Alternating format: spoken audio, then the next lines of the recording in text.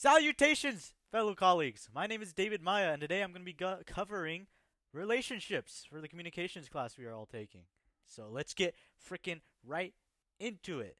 So, you might be wondering, why am I covering relationships? Or the topic relationships? Or you might be thinking, is this guy some sociopath or something? Why is he taking this communications class? We all know to communicate right. Right? Well, dear viewer, these are great questions, and that is a valid concern, but trust me, all your worries and questions will gracefully fade away once you learn once you learn how intricate and important relationships are to our lives, whether or not we are aware of it. So, let's just cut down on the screaming. So, when you first think of a relationship, you probably immediately think of a friend or family member or like a parent or something like that. And these are all relationships. But what about being a friend or a family member makes them relationships? Ah, well, I'll tell you. It's connections, the ability to associate with someone and bond with them, or even sometimes the opposite, if you really dislike that person. And when I say dislike someone, I mean someone like your middle school teacher trying to get you to do assignments during the pandemic. That was absolutely unacceptable. And I hated that teacher. Don't even get me started. Okay, we're going to get back to the video. Now that we sort of have a basis for what an overall relationship is, I'll go into more detail on sort of the different types of relationship foundations, starting with personal relationships. Now, personal relationships are typically reserved for those who share a very close bond with, or you share a very close bond with, such as like your best friend or family members. Another key relationship foundation is social relationships. These are relationships that are typically more surface level, and you often see them with coworkers or classmates.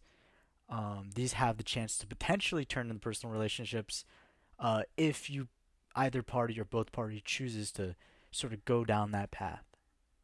So within these relationship foundations, we oftentimes see these sort of relationship types, right? We got the typical friend or family member, but then there's also the more sort of niche side to the sort of types of relationships that are available, right? There's the reciprocal relationship type, which is where both parties are equally interested in each other, or in the relationship as a whole.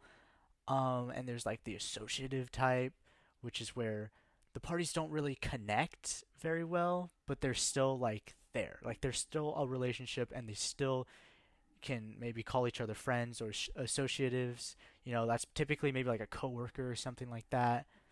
And then finally, another one is sort of receptive, right? This is where there's a clear imbalance between the two parties in the relationship, as in like one has a maybe has more power than the other. This could be seen with like a boss or something like that, or even like a professor or teacher.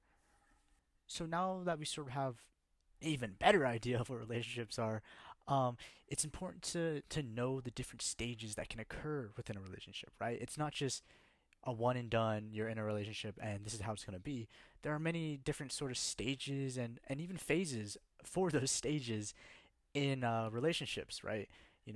Typically in the first phase of a relationship, these are more bonding, more connecting stages.